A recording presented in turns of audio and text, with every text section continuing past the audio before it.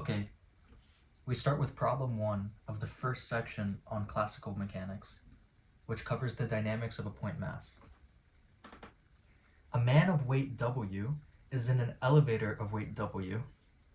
The elevator accelerates vertically up at a rate A, and at a certain instant has a speed V.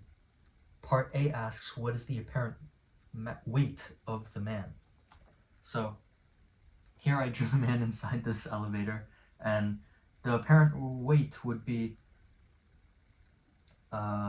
such that if I place a scale on the man's feet, what would it read out at that instant? But before we even accelerate the elevator upwards, we know that stationary, the scale is going to read out the force of weight of the man that we're already given to be is W.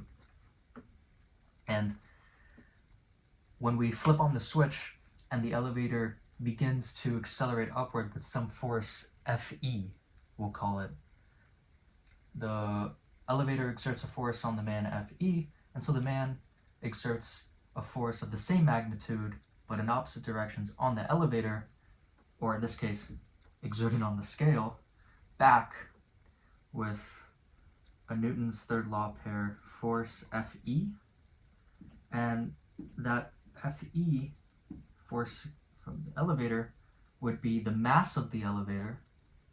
Well, we're given the weight of the elevator to be W, so the mass would just be W over G, since W equals mg, where the mass is the mass of the elevator, and we're given that it accelerates at a constant acceleration, little a. And so now, when the elevator accelerates upward at that constant acceleration a, the net force, or the apparent weight of the man on the scale, is going to be W plus Fe, or W over G times A, or just W times 1 plus A over G.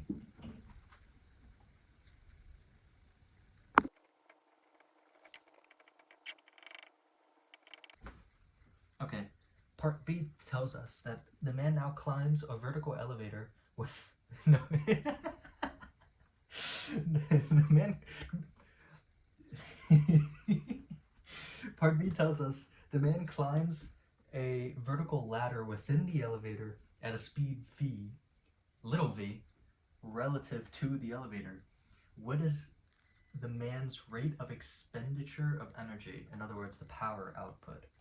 So now inside the elevator, with the elevator accelerating at a constant acceleration a, at some instant in time is captured to be at a velocity capital V, and the man inside of that elevator within that instant was climbing the ladder at speed little v.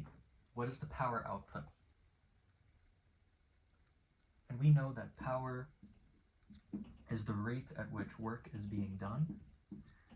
We're not given an explicit change in time or time interval that this scenario was taking place, but we do know more generally that work is that the work that done by this man, really what's happening is the apparent weight of the man is pulling him down towards the floor. So we know that the amount of work that needs to be done for him to climb the ladder at this instant must be a minimum of his apparent weight times the displacement that this man has done. So that is F dot D. And we can go ahead and combine the displacement per unit time to say more generally that the power output is his apparent weight dotted with his velocity. And from our outside, let's say we're an inertial we're in an inertial reference frame, and us as the outside observer, we see that he's traveling at a speed of the combined capital V, speed of the elevator, plus the speed at which he climbs the ladder, and we could easily see that the force exerted is in the same direction as the velocity, and that the power output would just be that force, W1 plus A over G, times this combined velocity, capital V plus little v. And we're done.